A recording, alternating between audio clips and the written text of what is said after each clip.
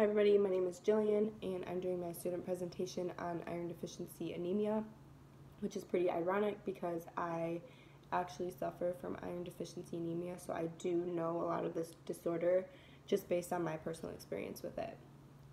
But anyways, let's go ahead and get started. I'm going to talk about the background of IDA first. So this type of anemia is the most common. It occurs when there isn't enough iron in the body. When there isn't enough iron in the bloodstream, it causes the rest of the body to not be able to get the amount of oxygen that it needs.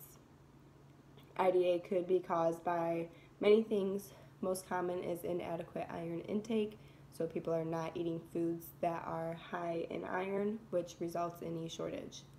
Pregnancy or blood loss during menstruation is the reason that many women become anemic.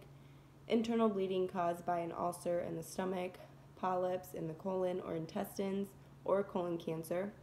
Some disorders or surgeries that affect the intestines can hinder how the body absorbs iron. And last, women with endometriosis may have heavy blood loss in the abdominal or pelvic area that goes unnoticed. Developing anemia depends on many factors like age, gender, geography, and health status. Toddlers and children around the preschool age have the highest occurrence of anemia at 47.7% due to nutritional choices. And then because of blood loss experienced through menstruation and greater supply of blood for the fetus during pregnancy, this puts women at a 42% occurrence for anemia. And women of childbearing age are the highest at-risk population for iron deficiency, estimated at 468 million people. Diseases like diabetes, kidney disease, cancer, HIV/AIDS, inflammatory bowel disease, and cardiovascular disease also increase a person's risk for becoming anemic. Malnourishment, infections, disease, and frequent pregnancies are at greater risk in developing anemia for people who live in developing nations. Going into the risk factors, symptoms, and clinical presentation. Symptoms of IDA can be so mild at first that people may not even notice them. These symptoms include general fatigue, weakness, pale skin, shortness of breath, dizziness, strange cravings to eat things that are not food, like dirt, ice, or clay. I was very, very addicted to eating ice. I would eat it like nothing else, and that was one of the main concerns that my mom had, is that I was eating ice a lot. Other symptoms include tingling or crawling feelings in the legs, swelling of the tongue or soreness, cold hands and feet, fast or irregular heartbeat, brittle nails, and headaches. Risk factors of anemia include women of childbearing age, pregnant women, people with poor diets, people who donate blood often, infants and children, and vegetarians who do not replace meat with other foods high in iron. For the clinical presentation, a lot of my research said that it can't reliably be diagnosed just by the clinical presentation, just because there aren't very many things that you can physically see on the body or on the patient. One thing is pale skin, but that's not enough to diagnose anemia, especially just it being that one symptom. Someone could just have pale skin in general, so and there could also be pale skin could be a symptom for another disorder, so it's not very reliable to diagnose by clinical presentation. Going into the diagnosis, diagnosis of anemia can be done through blood testing. A complete blood count is usually done first. It measures the amount of all components in the blood, including red blood cells, white blood cells, hemoglobin, hematocrit, and platelets. The CBC gives information about your blood. This information includes the hematocrit level, which is the percent of blood volume that is made up of red blood cells, the hemoglobin level, and the size of red blood cells. All this information is very important in diagnosing anemia, and I went ahead and just laid out or gave some more information on what the actual ranges should be in a normal person. So in a normal adult woman, the hematocrit range is 34.9 to 44.5%. In a normal adult man, the hematocrit range is 38.8 to 50%. The normal hemoglobin range is 12 to 15.5 grams per deciliter for an adult woman and 13.5 to 17.5 grams per deciliter for an adult man.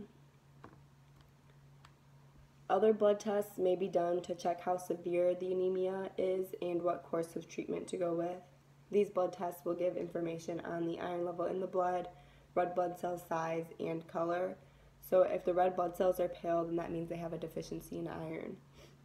Ferritin levels and total iron binding capacity is also tested. Ferritin is a protein that helps store iron in the blood. A TIBC test is used to determine the amount of transferrin, which is a protein that transports iron. Internal bleeding could cause anemia, so additional tests may be needed. For example, a fecal occult test checks for blood in the feces, which could mean that there's bleeding in the intestines. A doctor could also perform an endoscopy, where they use a small camera on a flexible tube to view the linings of the gastrointestinal tract. Now for the treatment, there are many options, and it all depends on the patient, the cause and severity of it. So one option is iron supplements. They can be taken by mouth once or several times a day to increase the iron needed in the body. So for me personally, I was taking it 3 times a day just because it was so low. Kind of a bad thing with the iron supplements is it can take anywhere from 3 to 6 months for the iron to be replenished. So when I was taking these iron supplements, I felt like I wasn't really getting better, and it took a long time for me to feel more like myself and more normal. There are other treatments if the iron supplements aren't enough to restore the levels. So a doctor may recommend procedures including intravenous iron, which delivers iron straight through a blood vessel to increase the iron levels. A really good thing about this is it only takes 1 or a few sessions for the correct amount of iron to be restored. So instead of waiting 3 to 6 months, it could be restored within a few days. Another procedure is red blood cell transfusions, which are used for people with severe IDA. It increases the number of red blood cells and iron in the blood very quickly. To make sure that the blood is getting the iron needed, a doctor may recommend the following. So adopting a healthy lifestyle like heart-healthy eating patterns, increasing daily intake of foods high in iron just to help treat the deficiency, and that can also be used as a preventative measure. And then another thing that I learned just based on like some of the things that students have said to me on the discussion boards and extra research that I have done is taking the iron supplements with some sort of vitamin C just to help absorb the iron. So if you have low levels of iron and low levels of vitamin C, you're not really going to help your body out. The vitamin C is what's going to absorb that. So if you want to take your iron supplements with a glass of orange juice or something like that, then that's very recommended. Or also just taking like vitamin C tablets or supplements as well as your iron supplements. That is it for iron deficiency anemia. Thank you guys for listening, and I hope you learned something.